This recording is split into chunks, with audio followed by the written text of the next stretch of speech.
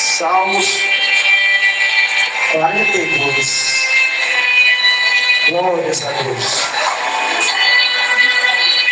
Glória a Jesus. Salmo 42. Aliás, Jó 42. Me perdoa, pessoal. Me perdoa.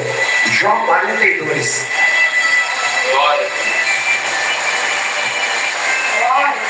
Glórias a Deus. Aleluia. Louvado seja Deus. Quem está procurando, diga glória a Deus. E quem já achou, diga amém. Amém. Volta a ensaiadinha, o povo de Deus aqui é bênção. Aleluia. Aleluia. Ó. Jó 42. Diz assim a palavra de Deus. Então, Jó respondeu ao Senhor e disse: eu sei que tudo podes fazer, qualquer coisa que nenhum dos seus pensamentos pode ser impedido.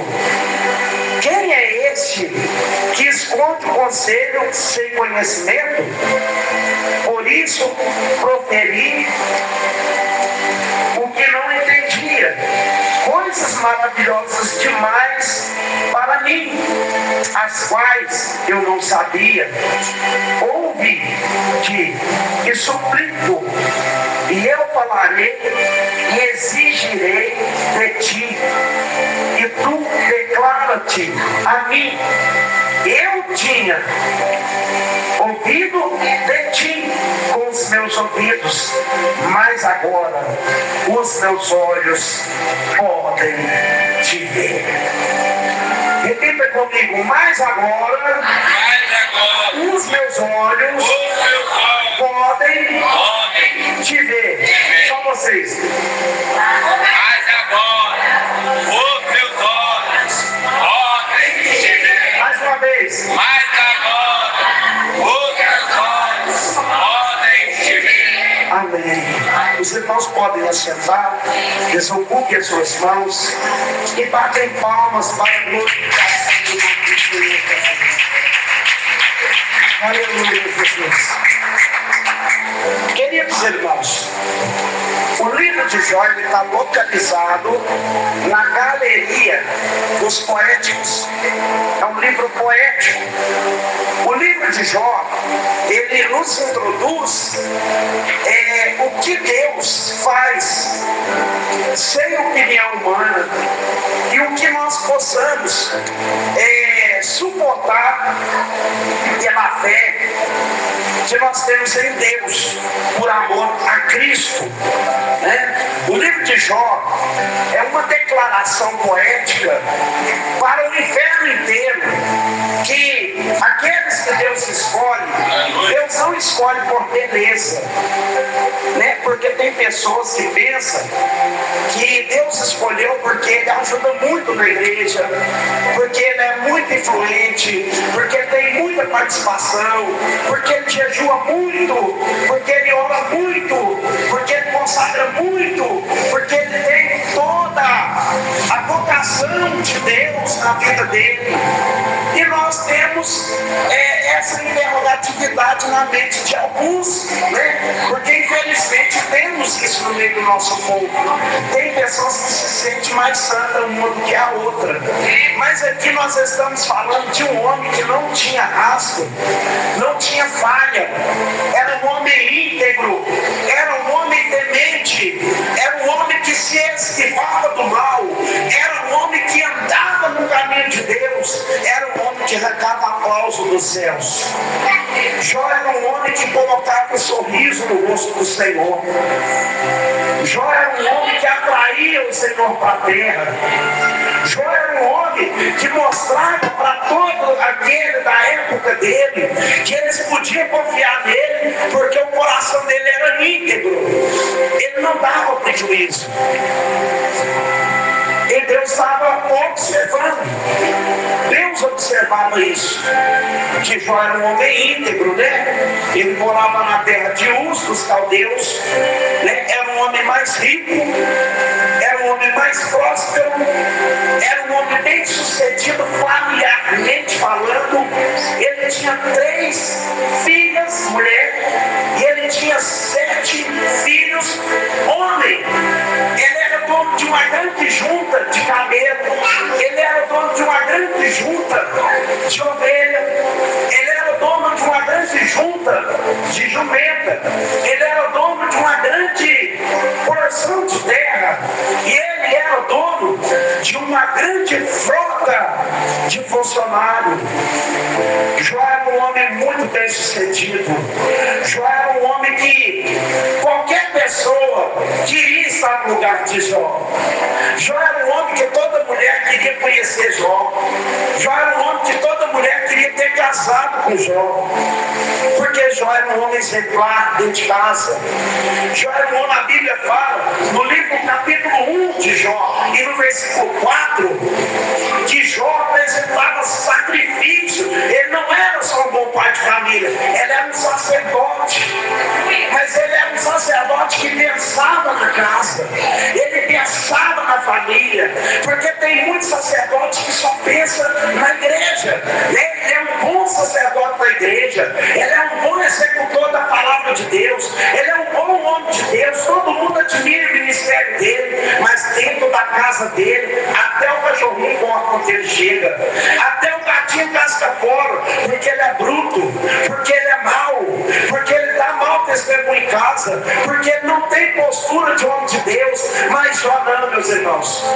A Bíblia fala no capítulo 1, verso 4, que Jó pegava a oferta quando os filhos dele estavam no festejo e levava para o altar. Aí eu já começo a tirar uma introdução para essa noite agora, que quando Jó estava no altar, os filhos estavam na festa.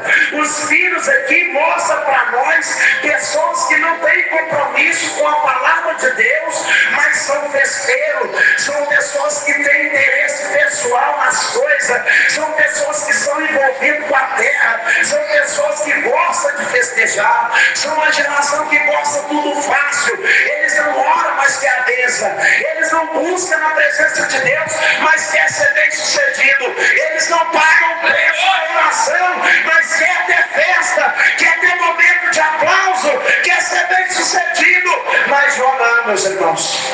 Jó é um exemplo para a nossa geração. Jó é um homem de altar. Jó é um homem de altar. Jó era um homem que aonde ele chegava, o diabo via fogo nele. Por que, pregador? Porque ele era de altar. Mas o que tem a ver, pregador? Está escrito no livro de Levíticos, capítulo 6, no versículo 13, que o fogo arderá continuamente no altar e não se apagará.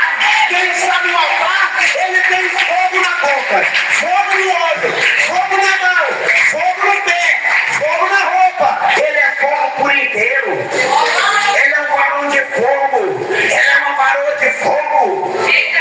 E esse fogo que está dentro de você vai criando uma cerca que cerca não só a você, mas cerca toda a sua casa. Porque no livro de Atos dos Apóstolos, no capítulo 16 e no verso 31 está escrito: crê no Senhor Jesus e será salvo tu e a tua casa. A tua casa começa a ser alvejada pelo fogo que é produzido em você. E esse fogo, ele vai formando uma cerca de sorte que o diabo todo dia ele luta contra um dos seus. Todo dia ele quer desfazer o casamento da sua família.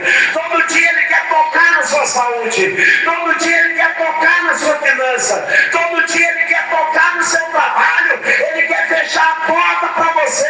Mas por que ele não fecha, pregador? Porque o fogo gerou uma cerca. A cerca de tudo aquilo que te envolve. Tudo aquilo que está sobre a sua tutela tem fogo.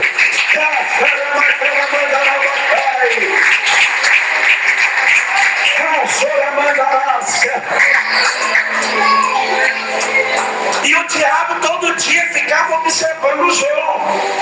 Porque você quer atrair o diabo na sua vida? Seja fiel a Deus. Seja fiel a Deus. Vai, pregador. diabo está mexendo comigo não, então você tem que desmanchar essa parceria. Porque quando aquele que fecha com Deus, ele faz inimizade com o diabo. Tiago, ele chega a dizer, Tiago 4, versículo 4, adúlteros e adúlteras, não sabe que aquilo que é amigo do mundo torna-se inimigo de Deus. Portanto, qualquer que quiser ser amigo de Deus, faça-se inimizade com o mundo.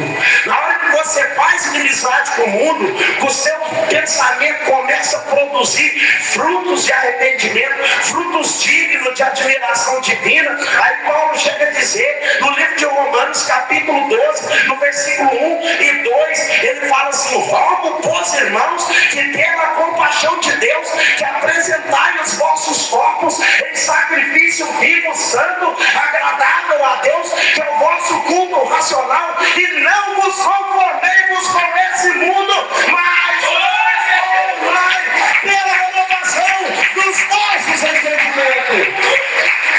Para quê, pregador? Para que possa entender quais sejam as boas, perfeita e agradável vontade de Deus.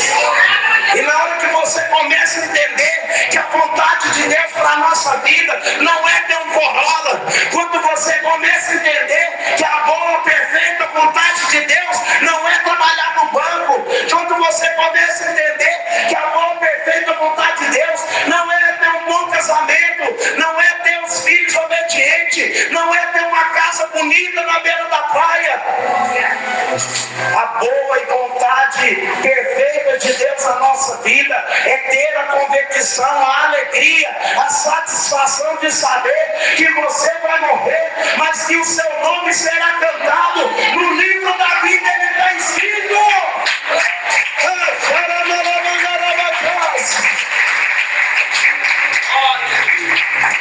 Então, meus irmãos, Jó, ele estava lá e ele não sabia que o diabo estava tentando contra a casa dele. O diabo estava tentando contra a família dele, contra o casamento dele. Quando os filhos dele estavam na gandaia, o diabo falava, nele eu não toco, mas esse filho que está na gandaia, eu posso tocar na aquecia para tocar. Fogo. Tinha fogo, sabe por quê? Porque o seu filho não está na igreja, mas ele tem você que ora por ele. Enquanto você estiver orando por ele, Satanás não vai fazer assim na sua família.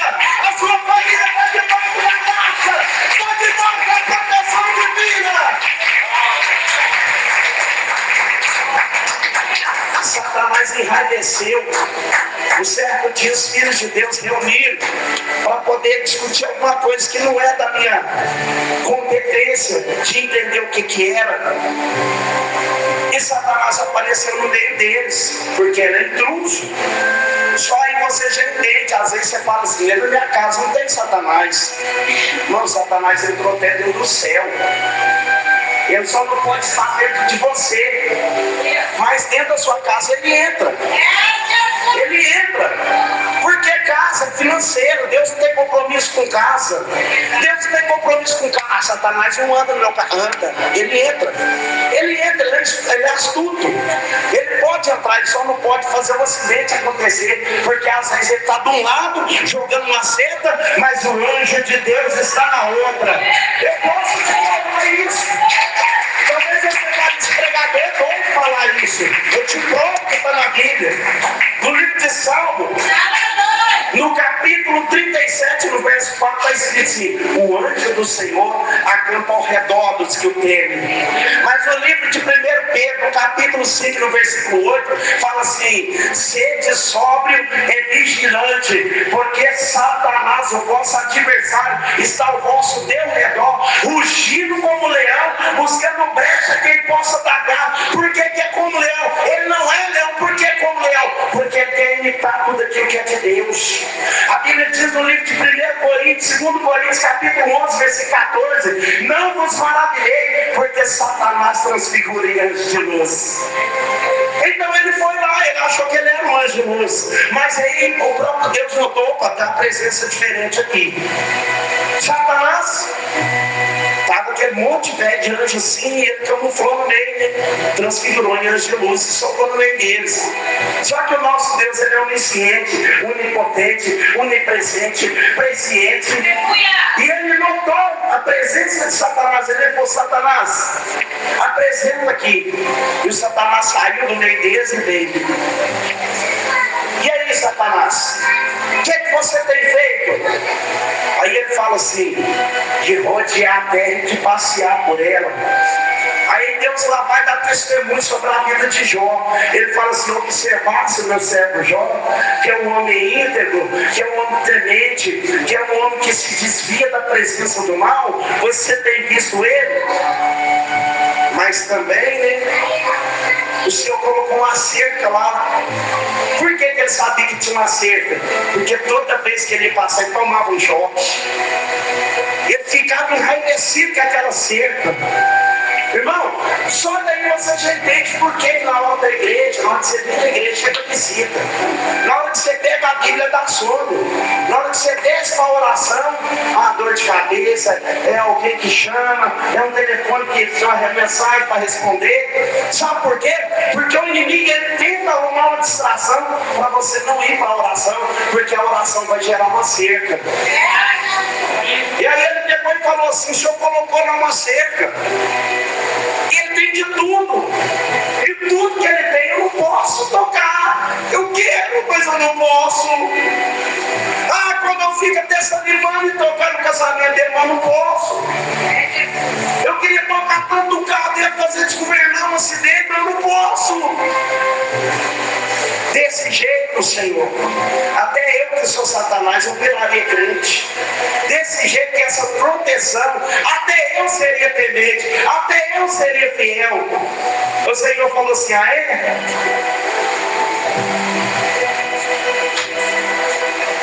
Arrancou a cerca e falou assim: tirei a cerca lá, pode descer lá, pode tocar em tudo que ele tem, toca tudo que ele tem, só não toca na vida dele, mas pode tocar tudo que ele tem. Irmãos, tem coisas que Deus permite e tem coisas que Deus não permite. Enquanto Deus permite, meus amados irmãos, nós passamos pela prova, nós passamos pela tempestade. Eu até queria nomear essa mensagem como: até quanto Deus permite. Até quanto Deus permite. E Deus falou: eu permito, pode descer, pode tocar.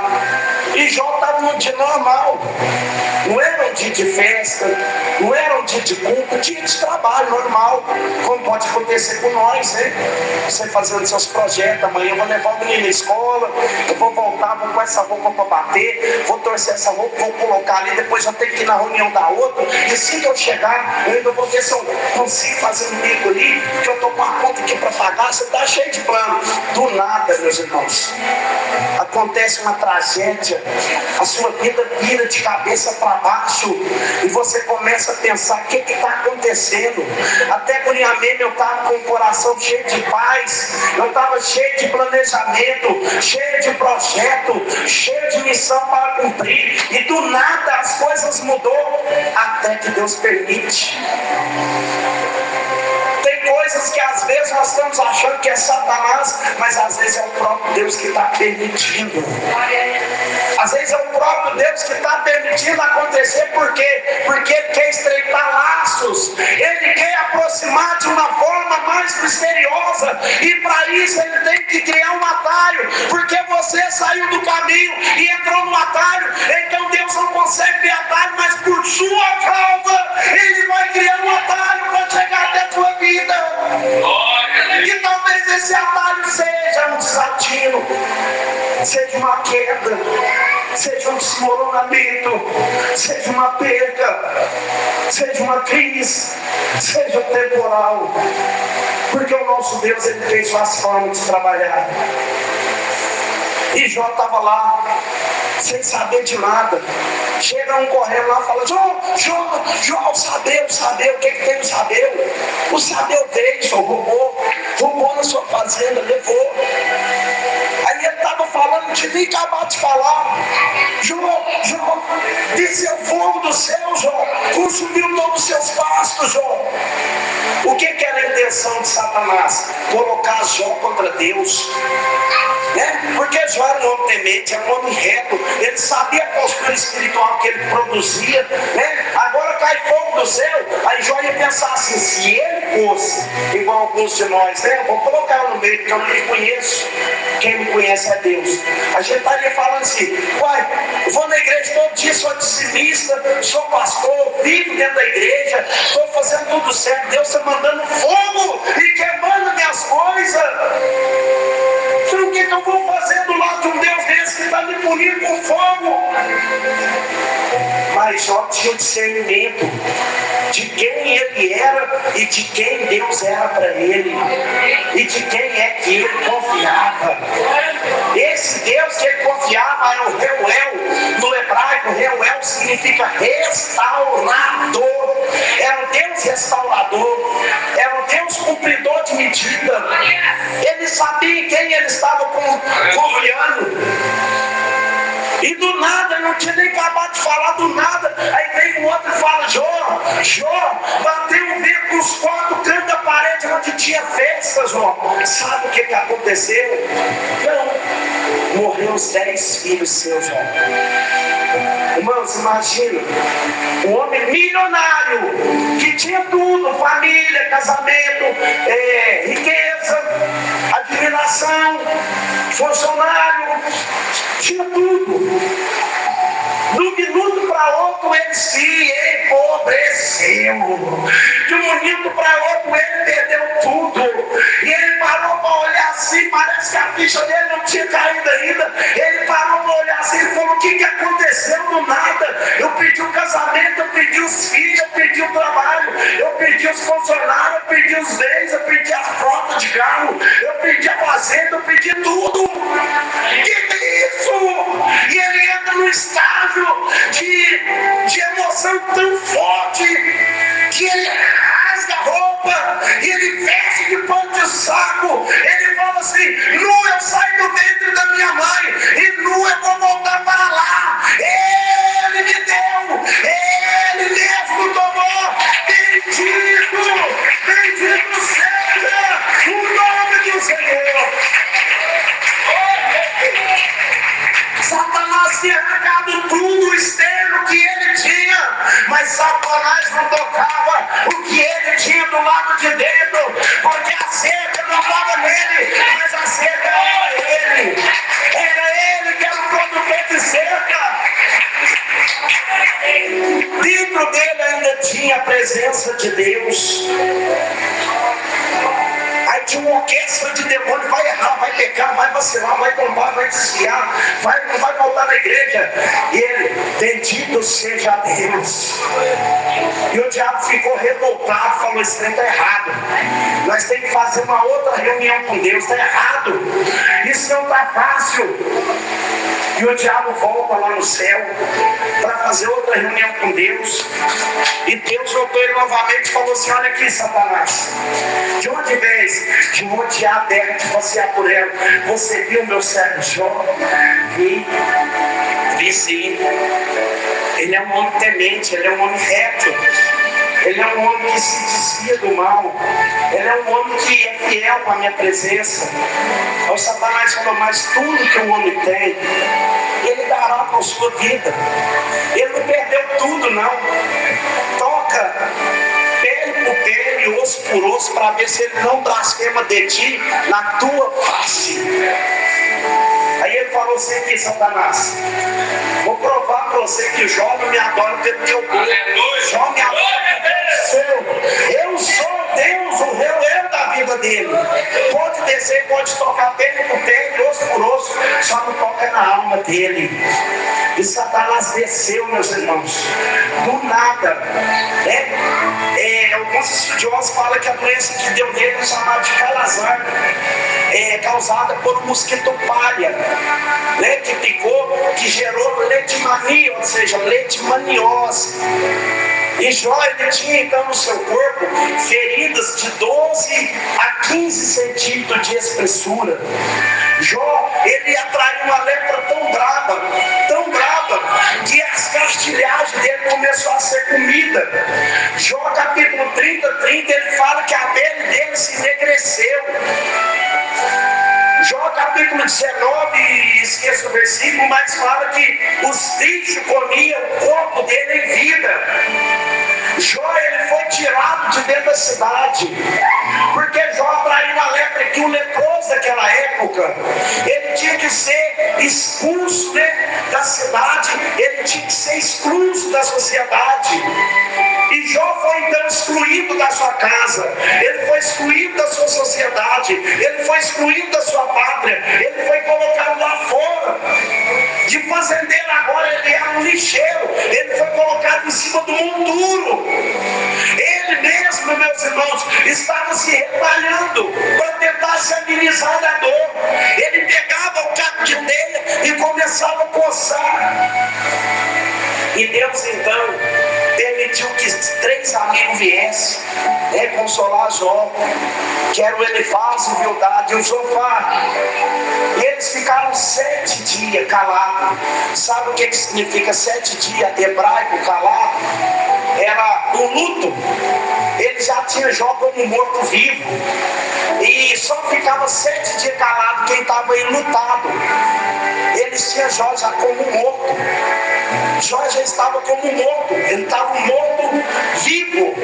E eles ficaram calados o tempo todo observando Jó, sofrendo a dor, coçando, gemendo. E eles calados, vendo tudo aquilo. E na hora que eles decidem a falar, eles começam a atribuir falta em Jó. Porque tem hora que Deus permite. Até que Deus permite. Porque vai ter hora que você vai sentir a sua dor, você vai querer compartilhar com seu esposo, ele não vai entender a sua dor.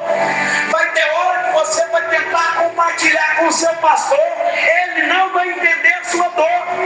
Vai ter hora que você vai buscar um membro da família, ele não vai entender a sua dor. Jó sabia que ele não tinha feito nada, mas quando ele buscou alguém para compartilhar o que estava acontecendo com ele arrumou foi problema, porque começaram a atribuir coisas que ele não tinha feito, falando que a riqueza dele era ilícita, que ele tinha passado alguém para trás, tinha fraudado alguém.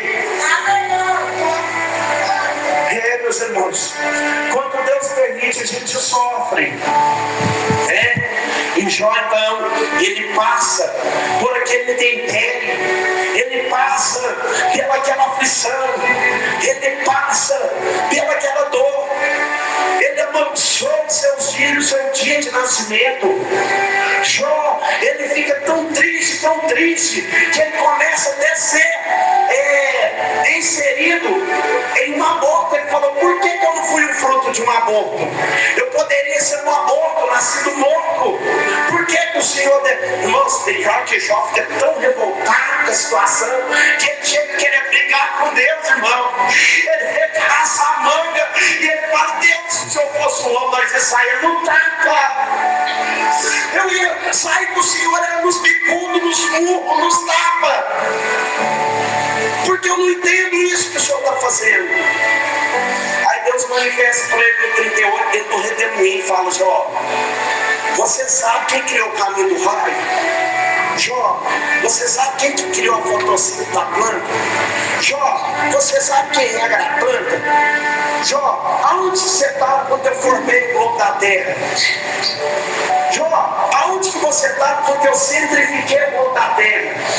Jó, por que a terra gira, movimentando a translação e rotação, e ela não cai? Ô Jó, você já viu a terra amarrada, alguma coisa? Você viu alguma coisa segurando a terra, Jó? Você já viu? Aí Jó põe a mão assim: eu falei daquilo que eu não sabia. Aí Deus pega e fala assim: vou te mostrar algo aqui agora, Jó, que aquilo que não está no controle de você está no meu controle.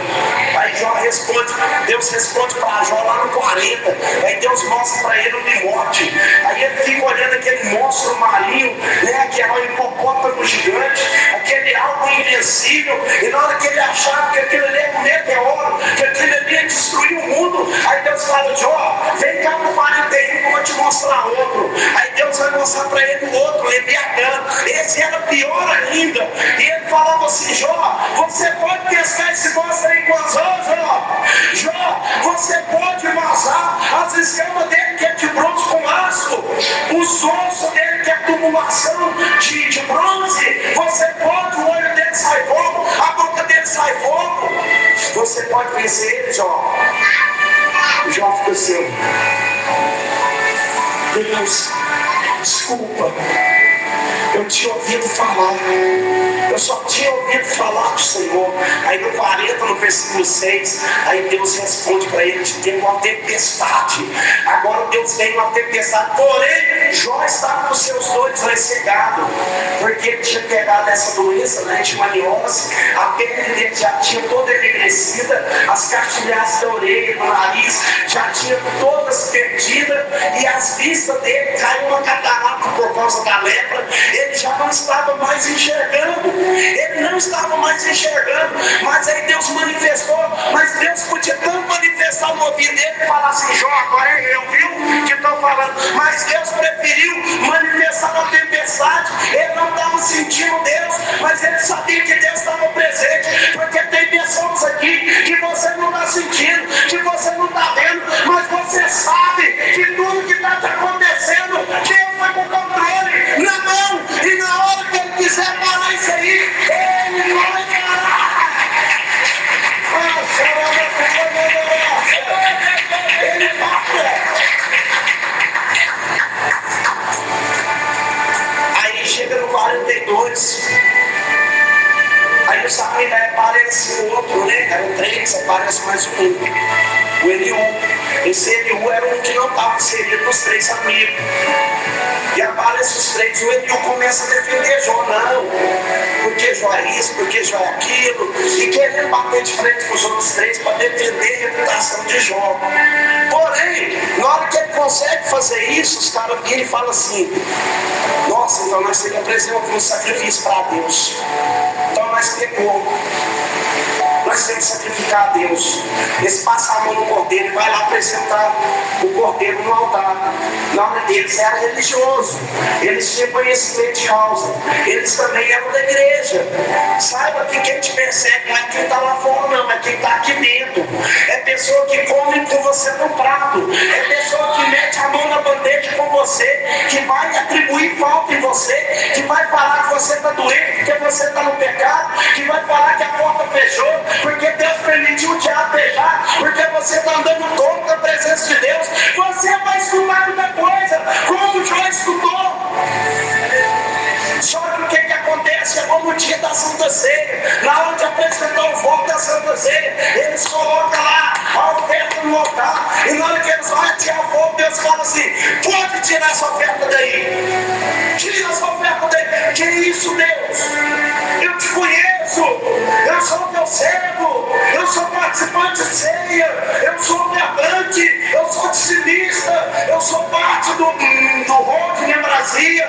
Deus fala assim: tira esse sacrifício daí, porque eu não aceito o sacrifício de vocês. Pai Deus, mas por que? O que nós fez? Vocês falaram contra mim. Não, Deus, o Senhor entendeu errado. Nós falamos contra o Jó. Nós não falamos contra vocês. Aí Deus vira para eles e fala assim: quem fala contra Jó, fala contra mim, porque o Jó é o meu servo. Quem estiver falando contra você, nem se calça em querer justificar. Não tenta mostrar justiça não, porque a justiça do homem é trapo de imundícia, mas Deus vai te justificar na presença do seu inimigo, e ele vai entender que o Senhor é Deus da sua vida. Aí eu falo: ai Deus, então o que eu vou fazer? Vou ter que desviar? Eu não posso apresentar minha oferta, não vou desviar? Não, vocês vão ofertar, mas vocês vão pegar a sua oferta e vai levar para Jó. Mas Jó virou Deus? Não. O Jó vai pegar a sua oferta, vai pôr no altar, porque da mão dele eu recebo. Da mão dele eu recebo. Aí Jó coloca a oferta no altar e começa a falar com Deus a respeito dos amigos dele. Na hora que ele estava falando dos amigos dele, Deus mudou a sorte dele e restituiu tudo de novo. Sabe o que essa mensagem nos mostra, meus irmãos?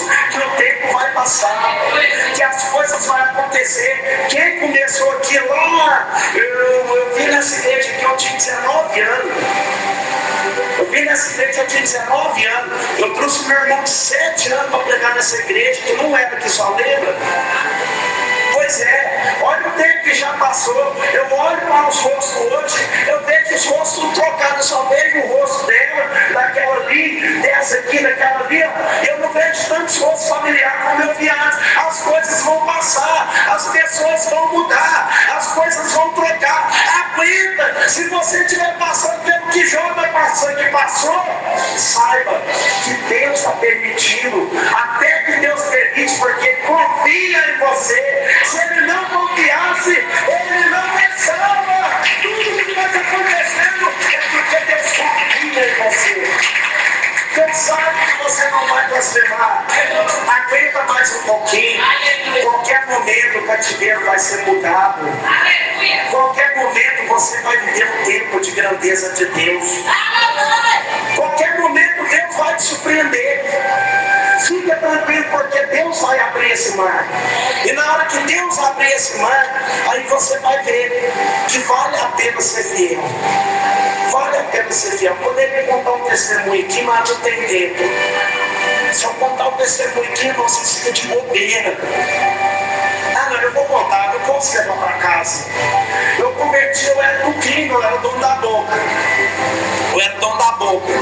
E eu montava na garupa da moto e derramava dinheiro em cima do inimigo, sem dó. E eu fazia isso consecutivas vezes, eu não estava nem aí. Já estava para matar ou para morrer. E do nada, Deus tocou no meu coração, eu mudei. Mudei de índole, mudei de caráter, fui para a igreja. Só que a cicatriz do passado não se apaga. Você pode regenerar, mas aquilo que você plantou, você tem que colher. Plantar não é obrigatório, mas colher. Aí um dia eu juntei a caravana, peguei a turma, né? Tinha uma campanha da prosperidade, Daniel de Paiva, lá na rua Rio de Janeiro, já lembra? Aí ele chegou lá, tal, o povo foi que a bênção, tal, que a coisa, levou o povo, distribuiu na casa dele, tranquilo. Na hora que eu chego em casa, eu escutei um grito: ei, meu rei, você não sabe matar, não. Eu tinha posto fogo no carro, ele perdeu 75% do porteiro, ficou tudo danificado. Você não sabe matar, não. Vou te mostrar como é que mata, com 2,78 na mão. E nisso eu tinha jogado meus revólveres dentro do rio da Psirica, para não fazer mal para mais ninguém. E eu falei assim: meu Deus, o Senhor me desarmou para o meu inimigo me matar. Se eu tivesse armado aqui, eu ia dar nele sem dó. Mas como eu não estou armado, morri. Fui confiar. Tem uma Bíblia, só está com a Bíblia ali, ele vai me encher de tiro. Morri. Aí ele falou: você vai morrer mesmo. Aí eu falei: então faz um favor para mim, não me mata na frente da minha mãe. Ele falou assim: você que sabe, a morte é sua. Você vai morrer, você vai. Aí eu falei assim: não, vamos ali para cima ali, eu vou com a mão para trás, na cabeça, do jeito que você quiser, não vou reagir não, mas me mata longe da minha mãe.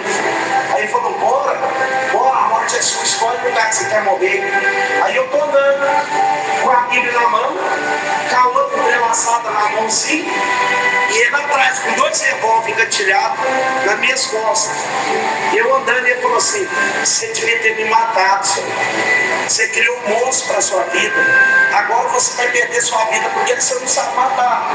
Vou te mostrar como é que mata. E nisso ela vai disparando todo o dedinho de afronta contra mim. Você é um ninguém, senhor. Você não é nada, não. Você é um merda. Você não calça frouxa. Você não calça cagado. E falando tudo que ele achava.